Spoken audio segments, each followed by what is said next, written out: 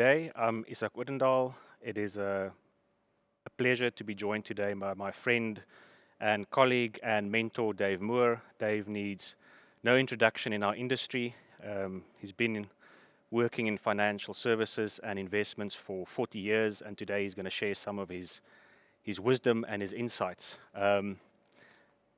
Dave, I think the first question is just given how uncertain the world is, we've had COVID, we had inflation, we had the war in Russia and Ukraine. Um, is it true that things are more uncertain now than in the past? Do you think markets have changed fundamentally over time? No, Isaac, I don't want to burst your bubble, but I don't think anything has really changed. I mean, we haven't had COVID before, absolutely. We haven't had, a war in the Ukraine before. But when I look back at financial markets, I mean, people always talk about things are unprecedented. Yes, that's true, because a lot of things have happened that, don't happen very often. You mentioned, that maybe, high inflation now. When I started out, the US inflation was between 10 and 15%. I look at a lot of things that talk about the fastest increase in interest rates that we've seen. In my first 6 months in financial markets, Paul Volcker cut interest rates by 10 percentage points, from 20% to 10%, just to hike it 12 months later back to 20% again. That didn't happen again for many, many years. Things are always uncertain. I don't think that the level of uncertainty in the minds of people can change a lot as they experience things that don't happen very often. But essentially, that will be the future as well. Have markets changed? I don't think so. I look at a market and I think, well, that's the collective of the mindset of investors, whether they're optimistic, whether they're pessimistic, etc. So you're working with people here and their expectations, their fears, etc. That fundamentally hasn't changed from biblical times to where we now. You talk about the traders and how they hedged some of their harvests and things like that. But what has changed fundamentally is the access to information and how quickly you get information. I remember in the beginning of my career, there were no computers essentially. There were computers at Old Mutual then, but they were used, in the policy departments and those things. And we had to do our own graphs on graph paper. And if you did one graph in a day, it was like a very successful day. These days, you've got access to information immediately. It's free. It's easy to use. So the difference was then we spent a hell of a lot of time on getting the information, and that provided you with an edge operating in markets. But our markets operate, they hadn't changed. So whether you get instant information or whether everybody gets it with a bit of a lag, that doesn't really matter. But if you had better information than somebody else, that was possible then. That's almost impossible today. Yeah, I suppose the challenge today is almost too much information and trying to sift out, Yes. what is valuable and what is useful information. Now, over 40 years in your career, I don't think that you've been counting how many presentations and client engagements you've done. But I'm wondering, what is the question that keeps coming up, and how do you address that question, and why does that question matter? Isaac, I've thought about it a long time, and the other day I realized again, it's probably about the future of the US dollar. Now, that would sound funny if you're living in South Africa. Why would people worry about the dollar? But I started out at the end of the 1970s, and in the 1970s, the link was broken between the dollar and gold.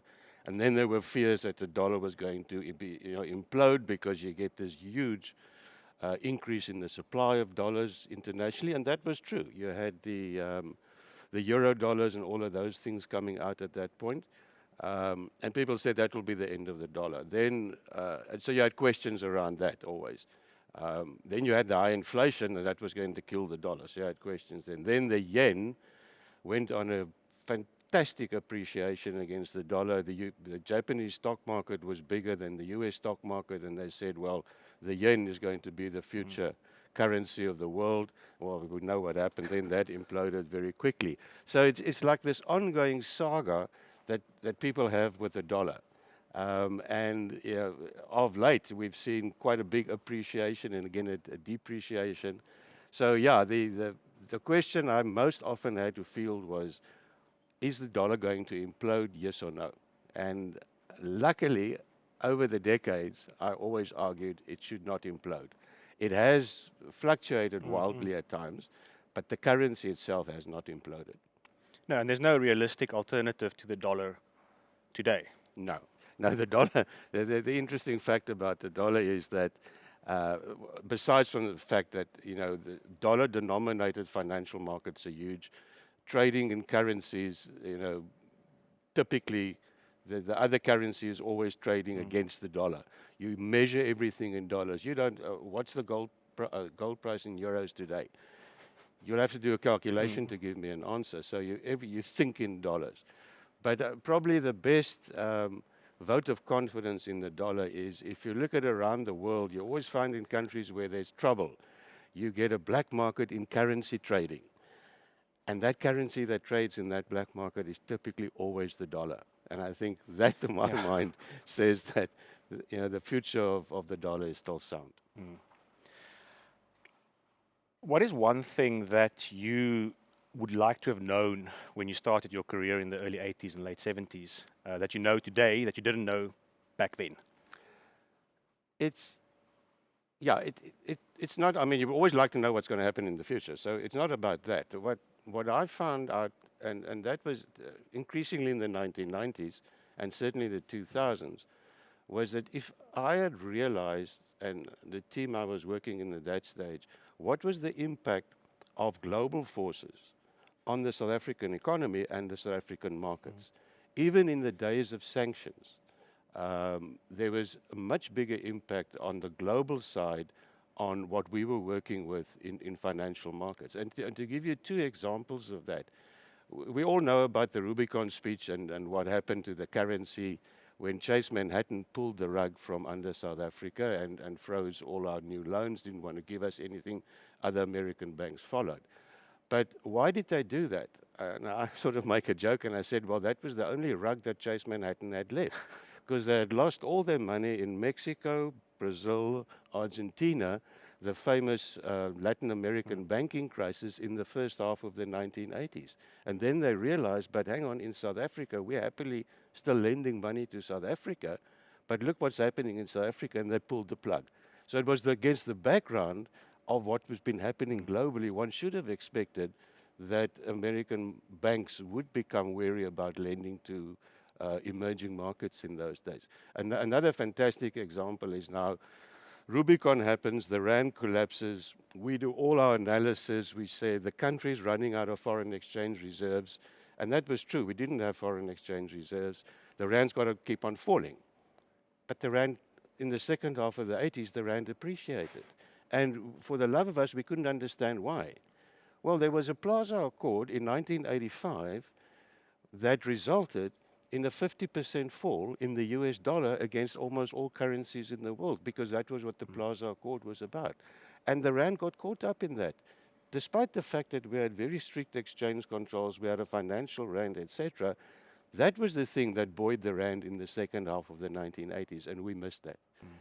Then gradually over time, one realized that you got to pay more attention to what's happening globally. And I think the one thing that we did get correct was that I started out with double-digit inflation for 15 years.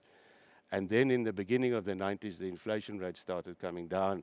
And a colleague of mine who had then studied overseas, Terence Mohr, he came and worked with us. And he said, you guys are still forecasting inflation at 10%, but elsewhere in the world it's 5%. We said, but that's elsewhere in the world, that's not South Africa. And he says, no, South Africa will be influenced by what's happening in the rest of the world. And that started changing our mindset. So I would have loved to have known that a bit earlier. Yeah. That's very interesting. And I think we're seeing something similar right now where despite all the load shedding and the gloom in South Africa, you've actually seen South African markets rally, and that's because global markets have rallied. Yeah, and as we know, obviously the JSE is dominated really by global companies and South African companies that earn most of their revenue from the international economy. Just one last question, and just to leave one piece of wisdom or one piece of advice with investors. What is the one thing that they should be doing? Well, if I think of investors, I think of not professional investors because they should know their job, but I think of ordinary people that are investing their money. And I always say, I think there are two things you need to do. You must start investing early enough, and you must invest enough.